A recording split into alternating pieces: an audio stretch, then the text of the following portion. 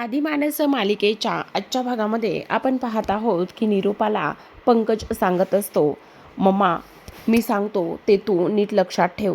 त्यावर ती म्हणत असते, वेडा आहेस का, मूर्ख आहेस का, दोन कानाखाली देईल तुझ्या. बापाविषयी असा संशय घेण्याची तुझी हिंमत कशी झाली, ते तुझे बाप आहेत ना. त्यावर तो म्हणत असतो, मम्मा प्लीज मी काय सांगतो तो एकदा डीपमध्ये तू विचार कर ना.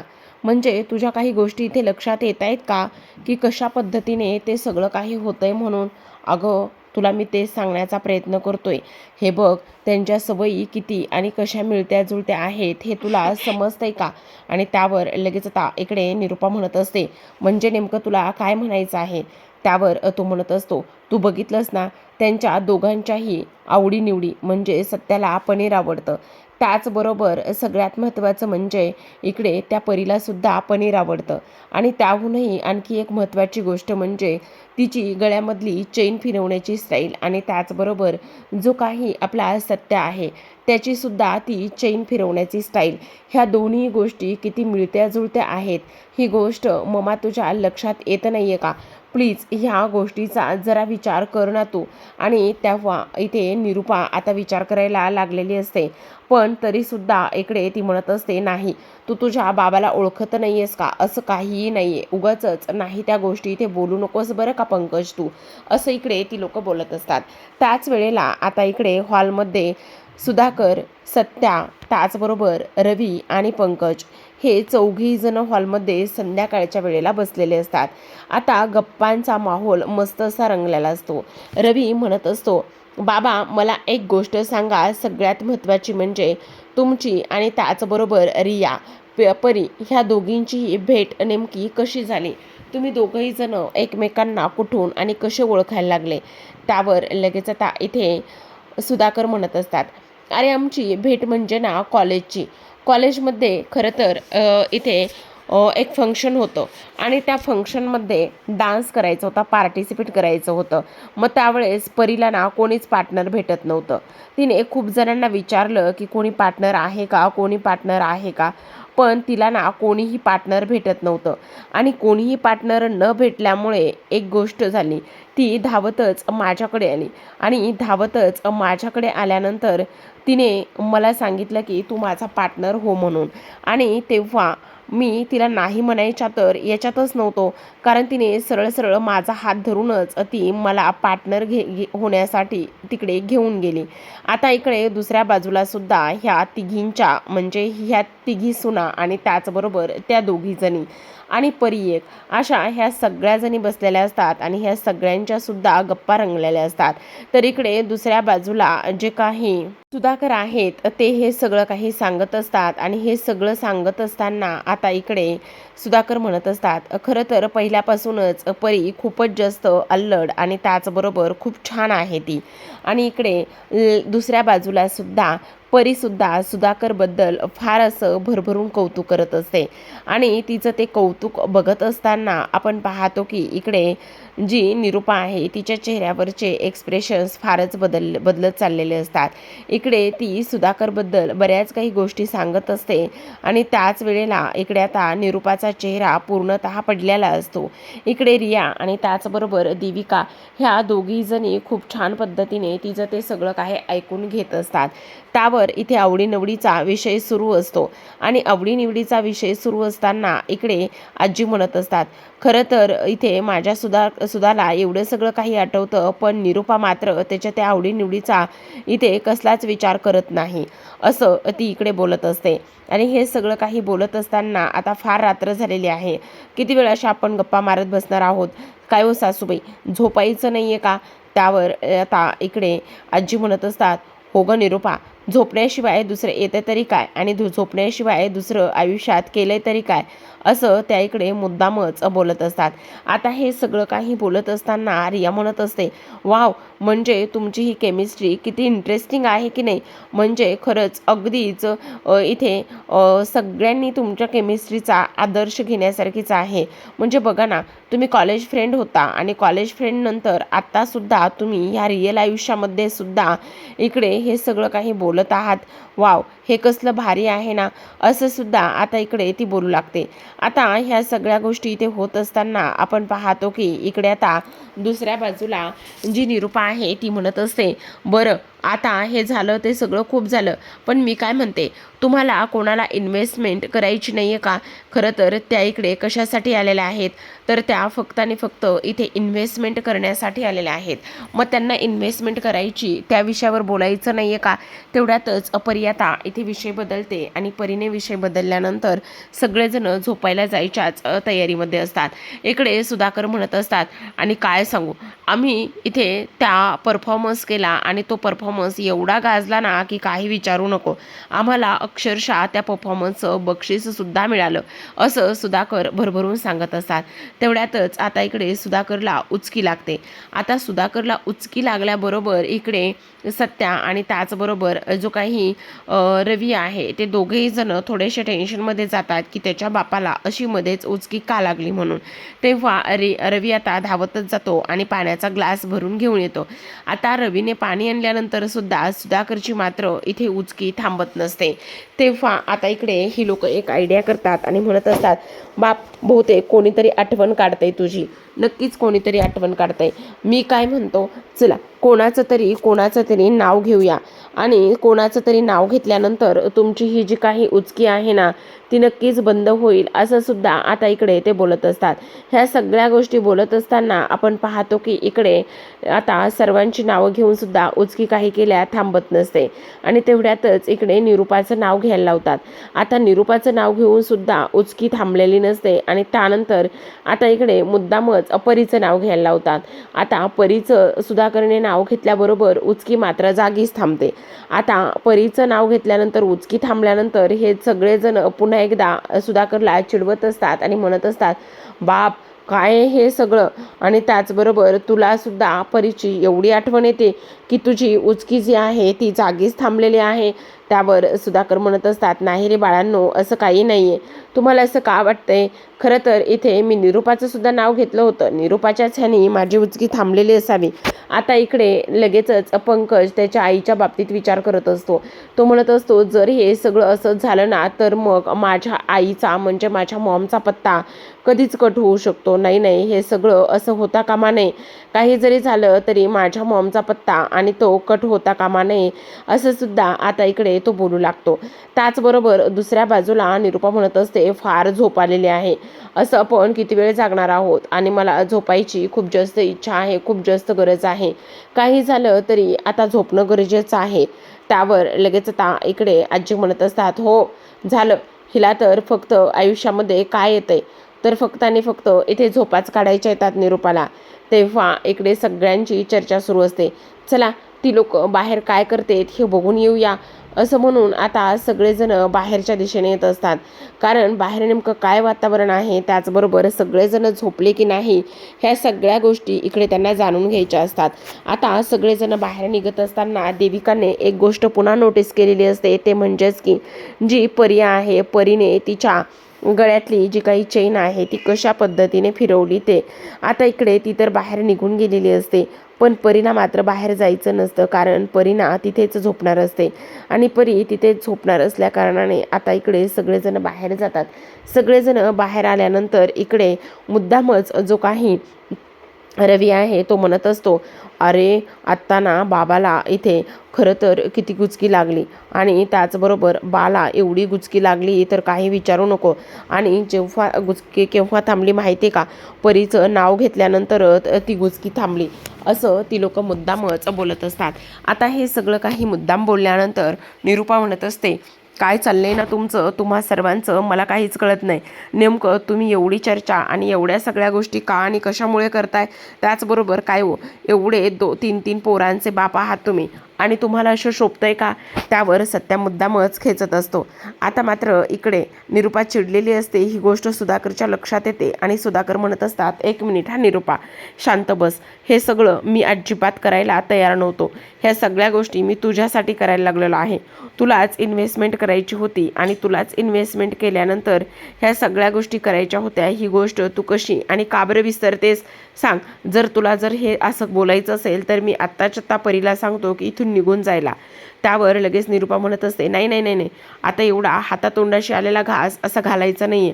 उगाचच तुम्ही गप्प बसा. मला ह्या सगळ्या गोष्टीबद्दल काहीच बोलायचं नाही किंवा काही करायचं सुद्धा नाही, असं सुद्धा आता इकडे ते बोलत असतात.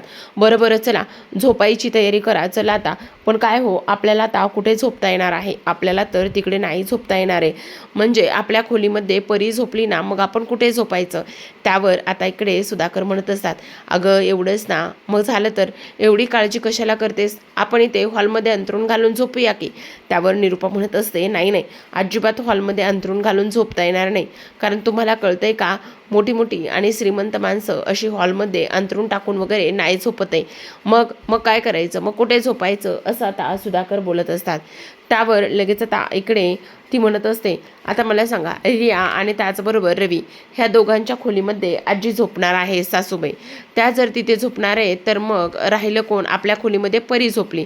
त्यावर आता इकडे आपण इथे हॉलमध्ये झोपूया ना. तेव्हा जो काही सत्य आहे तो म्हणत असतो, नाही हा बाप, अजिबात नाही. इथे तुम्ही दोघांनी हॉलमध्ये अजिबात झोपायचं नाही. त्यापेक्षा तुम्ही एक काम करा, तुम्ही ना आमच्या खोलीमध्ये जाऊन झोपा. त्यावर लगेच आता सुधाकर आणि इथे जी आपली निरूपा आहे ती म्हणत असते, अरे सत्या, तुझ्या खोलीमध्ये जर झोपलं तर तू कुठे झोपणार आहेस? तेव्हा ती म्हणत असते, काही हरकत नाही आहे, आम्ही झोपू ना इथे हॉलमध्ये. नाही नाही, ते बरं दिसत नाही आहे. तेव्हा देविका लगेच म्हणत असते, मग सत्या आणि मीरा तुम्ही दोघं आमच्या खोलीमध्ये झोपायला या. त्यावर हे सगळं काही बोलल्यानंतर पंकज मात्र आश्चर्यचकित होऊनच बघत असतो. तो म्हणत असतो, बेबी. तेव्हा इथे जी आपली देविका आहे ती रागानेच त्याच्यावर ओरडते म्हणत असते, गप्प बस रे. आता ते सगळेजण निघून गेल्यानंतर देविकाच्या खोलीमध्ये सत्या आणि मीरा झोपणार असतात. तेव्हा पंकज तिच्यावर ओरडतो आणि म्हणत असतो, तू काय डोक्यावर पडली आहेस का बोललीस असं? आणि आपल्या खोलीमध्ये ते का बरं येतील? त्यावर लगेच आता देविका म्हणत असते, वेडा आहेस का पंकज तू? जरा डोक्यावर पडलायस का? तुला कळतंय का की हे बघ, जर ते दोघंजण आपल्या खोलीमध्ये आले तर आपण चांगले दिसू ना. आणि इन्व्हेस्टमेंटचा विषय आहे, इन्व्हेस्टमेंट करायची आहे की नाही, ह्या सगळ्या गोष्टी तुला कळायला हवेत की नाही पंकज? त्यावर पंकज म्हणत असतो, बरं बरं ठीक आहे, चालेल ना, काहीच हरकत नाही आहे. असं म्हणून आता दोघेही जण इकडे पंकज आणि त्याचबरोबर सत्या हे दोघेही जण पंकजच्या बेडवर भांडणं करत असतात. लहान मुलं ज्या पद्धतीने झोपण्यासाठी भांडतात त्याच पद्धतीने हे दोघेही जण भांडत असतात. तेव्हा मीरा म्हणत असते, अहो तुमचं काय चाललंय हे? असं कसं तुम्ही हे सगळं काही करू शकता? जरा बाजूला व्हा, जरा शांत व्हा. त्यावर पंकज म्हणत असतो, हा माझा बेड आहे, ही माझी खोली आहे आणि मला असं कोणी बोललेलं आणि ह्या सगळ्या गोष्टी केलेल्या मला अजिबात चालणार नाही आहेत. चल सत्या बाजूला हो. तेव्हा सत्या म्हणत असतो, ए पंकज, तुझं काय चाललेलं आहे? आपण दोघंही जण ह्या खोलीमध्ये झोपणार आहोत की नाही, ठरलेलं आहे ना आपलं. मग असं कसं करू शकतोस तू आणि अशा पद्धतीने कसं काय वागू शकतोस? तुला कळते का काही? त्यावर लगेच आता इकडे जी काही मीरा आहे ती म्हणत असते, काय चाललंय तुम्हा दोघांचं? तुम्ही दोघंही जण जरा शांत बसणार आहात का? असं म्हणून ते दोघेही जण भांडत असताना मीरा आता त्यांना दोघांनाही शांत करण्याचं काम करते. पण ते काही दोघं जण शांत होत नाहीत, कारण काही जरी झालं तरी सुद्धा त्यांना इथे आतापर्यंत एकत्र असे ते कधी राहिलेच नव्हते आणि एकत्र असे कधी न राहिल्यामुळे ह्या सगळ्या गोष्टी इथे होत असतात. आता इकडे लगेचच मीरा म्हणत असते, एक काम करा, तुम्ही आता बेडवर झोपा, आम्ही दोघी जणी इथे खाली अंथरूण घालून झोपतो. मी अंथरूण घेऊन येते. तेव्हा सत्या झोपायचा प्रयत्न करतो. तर आता इकडे पंकज त्याला म्हणत असतो, काय रे, घोरत वगैरे नाही आहेस ना? हे बघ, घोरलास ना तर गाठ माझ्याशी आहे. मला हे सगळं अजिबात चालत नाही बरं का, घोरणं वगैरे ह्या सगळ्या गोष्टी. त्यावर तो म्हणत असतो, हो का, मी घोरत नाही आहे, पण तू घोरायचं नाही आहेस, कारण मला सुद्धा ह्या सगळ्या घोरलेल्या गोष्टी आणि हे सगळं नाही चालत आहे. त्यामुळे तू शांत बसायचं, समजलं का? आता दोघेही जण झोपत असतात. तर इकडे आता पण देविका आलेली असते आणि देविका म्हणत असते, बेबी प्लीज गप्प बसणारे आणि ती उशी दे ना असं म्हणून एक एक करून आता उशी घेत असते आणि त्याचबरोबर स्वतःसाठी एक आणि मीरासाठी एक, अशा 2 उश्या घेतलेल्या असतात. आता इकडे पंकजला राग येत असतो, त्रागा होत असतो, कारण किती नाही म्हटलं तरी सुद्धा तो आतापर्यंत ह्या सत्याला स्वतःचा भाऊ आणि त्याचबरोबर त्याच्यासोबत काहीच त्याने शेअर केलेलं नसतं आणि आज चक्क ह्या पद्धतीने त्याला त्याची रूम, त्याचे बेड शेअर करावा लागलेला असतो. अक्षरशः जे अंथरूण पांघरूण आहे ते सुद्धा. तो विचार करू लागतो, काही जरी झालं ना तरी सुद्धा ह्या इथे सत्याचं आणि त्याचबरोबर परीचं नेमकं सत्य काय आहे ह्या सर्व गोष्टी शोधून काढल्या पाहिजे. जोपर्यंत ह्या सर्व गोष्टी शोधून काढत नाही तोपर्यंत शांत बसायचं नाही. म्हणूनच मध्यरात्र झाल्यानंतर आता लगेचच ती उठून बसते आणि उठून बसल्याबरोबर इकडे त्याला सत्या कुठेच दिसत नाही आणि सत्या कुठेच न दिसल्यामुळे तो आता म्हणत असतो, नाही नाही काहीतरी आहे, कुठेतरी गेलाय हा, काहीतरी झोल आहे, हे सगळं शोधून काढलंच पाहिजे असा इकडे तो बोलत असतो. त्याचबरोबर हे सगळं काही होत असताना आता इकडे तो देविकाला उठवत असतो. देविकाला म्हणत असतो, देविका उठ प्लीज, देविका उठ प्लीज. आणि तेव्हा देविका म्हणत असते, काय चाललंय काय तुझं, तू जरा गप्प बसणार आहेस का उठवतोयस मला, तू मला झोपून देणार आहेस की नाही आज. तेव्हा तो म्हणत असतो, अगं देविका तू झोपणार तर आहेसच ग, पण जरा एक गोष्ट तू लक्षात घे ना. तेव्हा देविका म्हणत असते, कोणती आणि कसली गोष्ट. अगं बघ ना आपल्याला इकडे ते सगळं शोधायचं आहे की नाही. म्हणजे काय शोधायचं आहे. अगं तुला तेच सांगण्याचा प्रयत्न करतोय ना मी तुला. हे बघ आता इकडे जो काही सत्य आहे ना तो सत्य इथे नाहीये. सत्य कुठे गेलाय ना ते शोधायचंय. तेव्हा दोघेही जण बाहेर पडतात आणि दोघेही जण बाहेर पडल्यानंतर लगेचच आता इकडे ते एका गोष्टीचा विचार करू लागतात की इथे बघ ना सत्य जो आहे तो सत्य आत्ता त्याच्या खोलीमध्ये नाहीये. त्यावर ती म्हणत असते, हो सत्या त्याच्या खोलीमध्ये नाहीये तर मग त्याचं काय आहे. त्यावर लगेच आता तो म्हणत असतो, अगं तेच तर सांगण्याचा मी तुला प्रयत्न करतोय की सत्या खोलीमध्ये नाहीये आणि मला असं का वाटतंय की नक्की सत्याचं आणि त्याचबरोबर इकडे त्या परीचं काहीतरी सुरू आहे. म्हणजे मला असं वाटतंय की ते दोघेही जण खरे आई वडील, त्याची आई, सत्याची आई ती आहे हेच मला वाटतंय. आणि तुला एक गोष्ट सांगू का, जर तसं असेल ना तर सगळी इन्व्हेस्टमेंट त्या सत्या आणि मीराला मिळेल. मग आपल्याला हे सगळं शोधून काढलं पाहिजे की नाही. तेव्हा देविका म्हणत असते, पण पंकज तुला असं का वाटतंय. तेव्हा पंकज म्हणत असतो, तुझ्या गोष्टी लक्षात येतात का देविका, तुला माहिती आहे का. हे बघ त्या दोघांच्या मिळत्या जुळती सवयी त्याचबरोबर बऱ्याच गोष्टी आहेत की इकडे त्या जुळत आहेत. आता तेवढ्यातच हे दोघेजण हॉलमध्ये बोलत असतात आणि तेवढ्यातच आता परी तिच्या बेडरूममधून म्हणजेच सुधाकरच्या बेडरूममधून बाहेर पडलेली असते आणि दरवाजा उघडून बाहेर पॅसेजमध्ये कोणाशी तरी बोलत असते. आता पंकज म्हणत असतो, तुला बोललो होतं ना मी काहीतरी खूप मोठा झोले म्हणून. बघ आता ही जी परी आहे ना ती बाहेर पडलेली आहे, थांब मी बघतो असं म्हणून तो खिडकीजवळ जातो आणि दोन सावल्या दिसतात. एक सावली असते सत्याची तर दुसरी सावली असते परीची. तो म्हणत असतो, बघ मी म्हटलं होतं ना तुला कोणीतरी आहे, चल आत्ताच्या आत्ता तिचा पर्दाफाश करूयात असं म्हणून तो मेंदूवर उघडतो आणि मेंदूवर उघडल्याचा चाहूल इकडे आता परी आणि त्याचबरोबर सत्या ह्या दोघांना सुद्धा लागलेली असते. आणि दोघांना सुद्धा चाहूल लागल्यानंतर आता इकडे जी काही परी आहे ती परी फक्त आणि फक्त इथे झोपेत चालते आणि झोपेतच ह्या सगळ्या गोष्टी बोलत आहे ह्याचं ती इथे नाटक करत असते. आता जो पंकज आहे तो पंकज तिच्या समोर जाऊन उभा राहतो आणि पंकज तिच्या समोर जाऊन उभा राहिल्यानंतर इकडे ती परी म्हणत असते, इन्व्हेस्टमेंट करायची आहे, हां त्यामध्ये काही चेंजेस होणार नाही आहेत. त्यावर लगेच आता इकडे पंकज हसत असतो आणि म्हणत असतो, बघितलं ही आत्ताच बोलते, आपल्याशीच बोलते, ही आपल्याला धोका देते, इथे कोणीतरी होतं, मी पाहिलं इथे कोणीतरी होतं. त्यावर आता देविका म्हणत असते, तू वेडा आहेस का, अरे ती झोपेत चालते, ती कोणाशीही काहीही बोलत नाही, ह्या गोष्टी तुझ्या लक्षात येत आहेत का. तेव्हा तो म्हणत असतो, नाही ही नाटक करते, ही झोपेत चालत वगैरे नाही आहे, मी आत्ता हिच्याशी कोणाला तरी बोलताना पाहिलं होतं, पण ही खोटं बोलते, ही चुकीचं बोलते, तू बघितलंस ना. तेव्हा आता परी पूर्णतः खोटं बोलण्याचं नाटक करत असते आणि ह्या दोघांना असंच भासून देत असते की मी फक्त आणि फक्त इथे झोपेत चालते आणि झोपेतच बोलत आहे. ह्या सगळ्या गोष्टीचं ती इथे नाटक करताना दिसत आहे. आता देविका म्हणत असते, पंकज मी काय म्हणते ते जरा ऐकून घे, बाद झालं आता ह्या सगळ्या गोष्टी अशा पद्धतीने करायच्या, तुझ्या लक्षात येत नाही आहे का की ती इथे झोपेत चालते आणि झोपेत बडबड करते असं म्हणून. आता इथे जो काही पंकज आहे त्यालासुद्धा खात्री पटलेली असते की खरंच ही झोपेत चालते की काय. तर आता आजच्या भागामध्ये एवढंच. उद्याचा भाग फारच इंटरेस्टिंग आणि तेवढाच तो रंजक असणार आहे, कारण उद्याच्या भागामध्ये आपण पाहतो की इकडे आता सुधाकर त्याचबरोबर सत्या आणि त्याचबरोबर इकडे परी हे तिघेही जण खोलीमध्ये असतात आणि तिघेही जण खोलीमध्ये असल्यानंतर रात्रीचा सगळा घडलेला प्रकार ते सांगत असतात. कशा पद्धतीने पंकजला गंडवलं आणि कशा पद्धतीने इकडे मी झोपेमध्ये चालत होण्याचं नाटक करत आहे ह्या सगळ्या गोष्टी सांगितल्या.